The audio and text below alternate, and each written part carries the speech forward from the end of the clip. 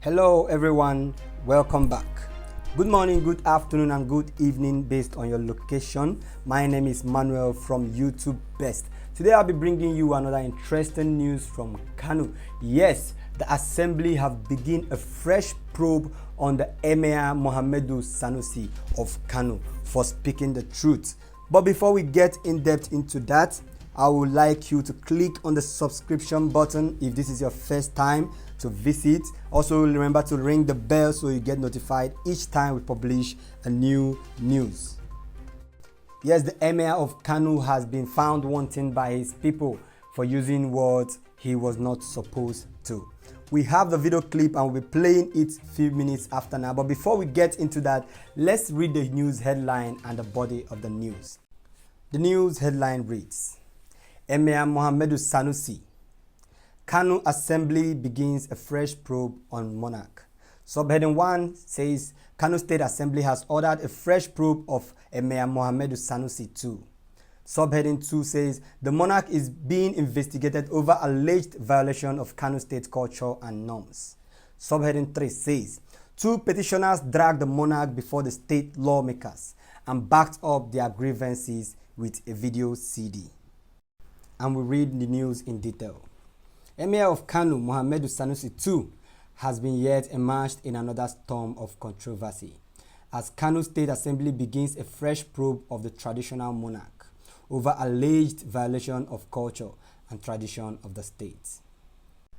In what appears to have put Emir Sanusi on the hook again, Kano lawmaker led by Speaker Abdulaziz Gaba Gafasa said 2 petitioners were brought before them against the person of monarch. Premium Times reports that during a plenary on Wednesday, March 4th, the Kano Assembly Committee on Local Government and Chieftaincy Affairs, led by Zubairu Hamzan Mazu, was given the mandate to look into the allegation. The committee head, Malam Hamza Masu, said the assembly received the first petition from Mohammed Muka of Jain, Yama Quarter in Gwale local government area, while the second one came from Mohammed Bello Abdulhalahi.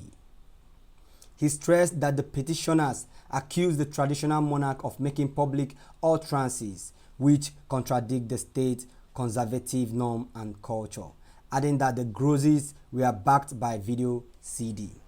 The Legit News NG gathers that the Speaker of Kano Assembly, Abdulaziz Gaba Gafasa, mandated the committee to bring back the report from the investigators in 7 days' time.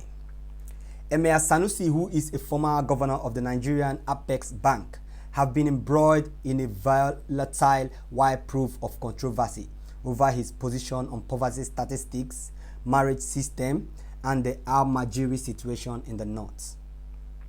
Besides, his stance on the same tradition of the north, which he said are responsible for backward of the region.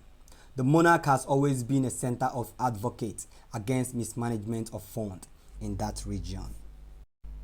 His position, however, has been confronted by a handful of northern elites who think the emir is bringing the reputation and culture of the region into disrupt.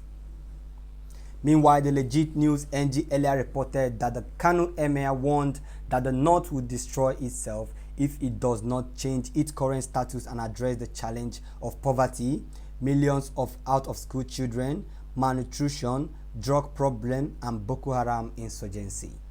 The monarch said that no recent leader of the North can afford to be happy in the face of the multitude of challenges confronting the region. I'll play you a clip now to show you matters he talked about. And you are going to judge by yourself how this contradicts the norms and culture of the North. If you've been reading Nigerian newspapers for the last 2-3 weeks and watching Nigerian TV and following Nigerian social media, you would be concerned about the leadership. The conversation is not about electricity, about infrastructure, about education, about healthcare. In the last 1 month, all the conversation is about the National Assembly, the executive, the judiciary, conflicts between this politician and that politician, confirmation of EFCC, there has been no serious conversation around the people. The problem with all that noise is that it has all the consequences of noise. No matter what you're doing, if you create too much noise, nobody sees your good work. Nobody is seeing progress on security. Nobody sees progress on the fight against corruption.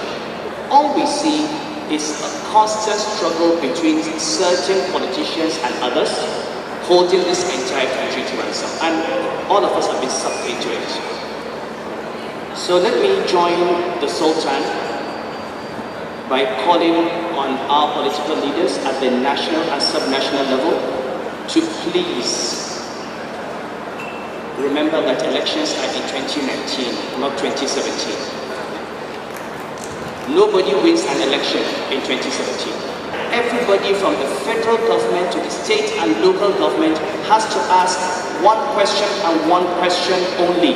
How do I make Nigeria, how do I make my state, how do I make my local government, my emirate, the attractive destination for the scarce capital flying around the world? Because at the end of the day, a nation and a state is only transformed by vision. Borno and Yobe states, if they were a country on their own, were poorer than Niger and Cameroon and Chad. Because we have adopted an interpretation of our culture and our religion that is rooted in a 13th century mindset that refuses to recognize that the rest of the Muslim world has moved on. The age at which girls get taken out of school and married, the number of children that they have, having babies every year. What is our attitude towards educating our girls?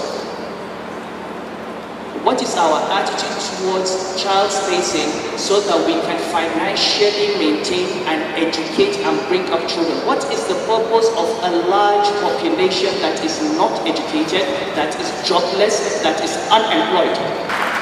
Of what benefit is it to the north to have 3 million children out of school, roaming the streets begging? We have to look at what our religion actually says, as opposed to what culture says. And we have to have the courage to go through the path that all societies went through, which is to stand up and challenge intellectually worldviews. I mean, some of the examples are horrendous. I'm sorry, but a current issue yesterday, if it is true, what I read, 200 people died of meningitis in the state. The governor was asked and he said, it is God's curse on us for the sins.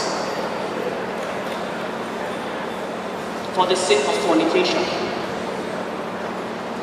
which apparently does not happen in America, which is why they don't have meningitis.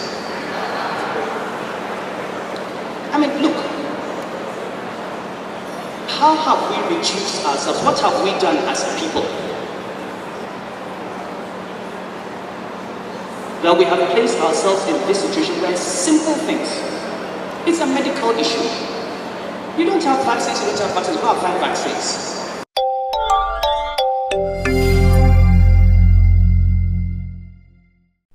Welcome back. So those are the few words the Emir pointed out and placed emphasis on that actually went against the norms and tradition of not just Kano, but putting the country's reputation into risk. Yes, all the word Muhammadu Sanusi, the Kano Emir, said was all lies. In Nigeria, we are meant to understand things in the other way.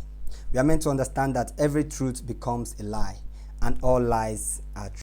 And it will do you good and also important to note that in Nigeria, everyone that chooses to speak the truth becomes the enemy of the state. That is it on our news today. Thanks for listening and thanks for watching. Remember to like and share. What do you think about this news? Drop your view in the comment section below as we will review them. Once again, this is Manuel reporting from YouTube Best.